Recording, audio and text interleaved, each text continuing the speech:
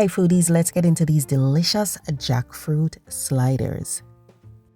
Now if I'm using coleslaw for tacos or sandwiches, I like to make it first and allow it to chill, okay? So get your cabbage and you can shred it however you like. You can use a knife, vegetable peeler, whatever you like. Just to get some really nice, fine shreds.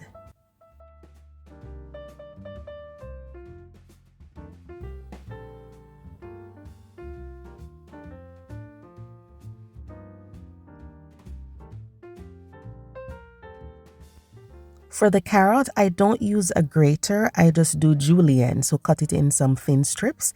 And I use the vegetable peeler for the red cabbage, but I wash these separately because the red cabbage, sometimes the color just bleeds too much into the other ingredients. So I leave them separate for now. For the dressing, I'm using some honey mustard, and then I'm gonna add mayonnaise.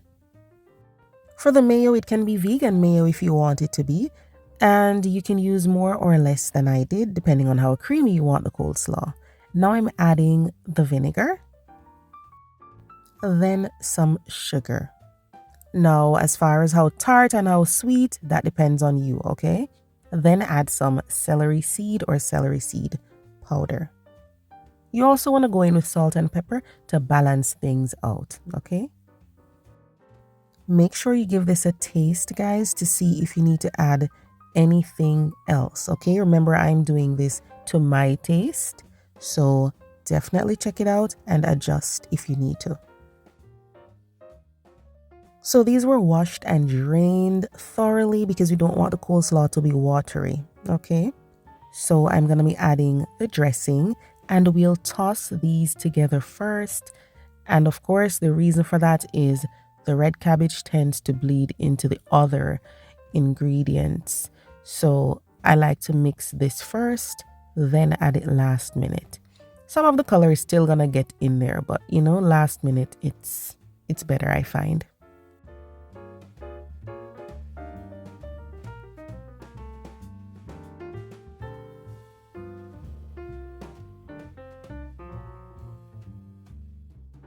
All right, in goes the red cabbage. Make sure you dry this thoroughly, guys. It's best that way, okay?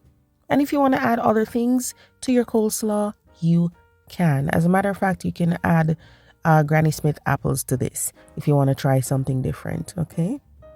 Once that's tossed together, just put it in the fridge and let it sit for at least an hour before you use it. That's ideal.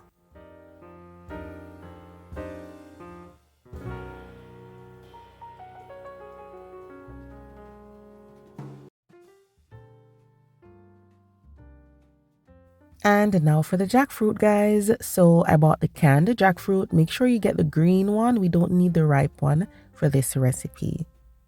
It's usually in a brine, so we will drain that off later. But what you're going to see, depending on the brand, is some chunks, okay?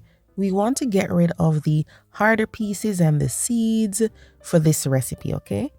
This recipe, all we need is those skinny shreds, those little pieces that look like shredded chicken or saltfish or shredded pork. That's what you're looking for, okay?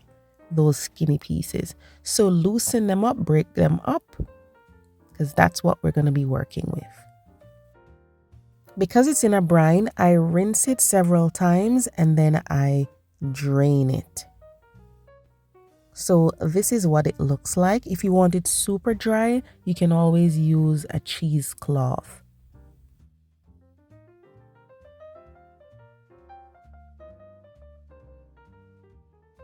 Now we are going to season the jackfruit, okay? So you can use whatever seasoning you like, but I used vegetable seasoning, some paprika, black pepper, some cumin, and cinnamon.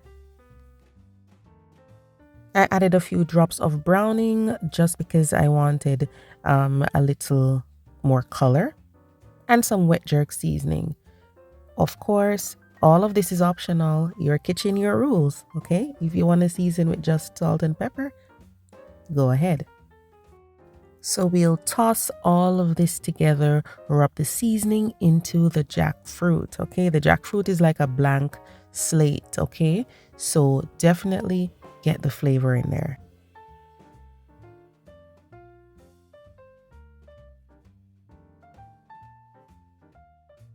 So guys, I have a pan over medium-high heat with oil, and I'm going to be sauteing the jackfruit for about half a minute to a minute. Then I'll add the other ingredients.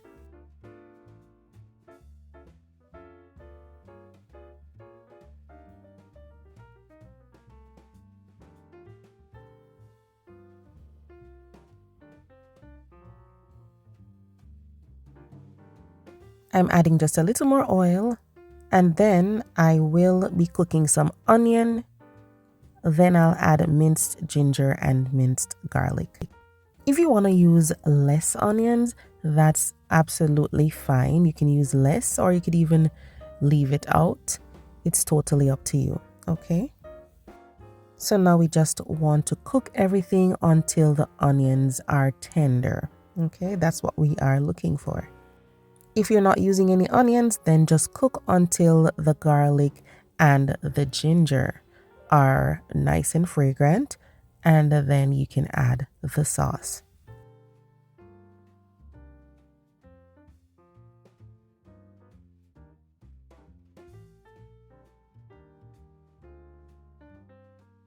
Once the onions cooked, then you can add whatever barbecue sauce you like. And as far as the amount, you're going to be adding a little at a time just to see how much you're comfortable with. You can do the jackfruit on the drier side, or you can do it super saucy. It depends on who you're making it for, okay? Allow it to simmer for at least a minute, and then for the rolls, you can spread some butter on the rolls and toast them in a non-stick pan if you like. Toasting the rolls just help them to hold up better to the sauce, okay? So just a little beautifully golden brown toast on them, and then we can put the sliders together.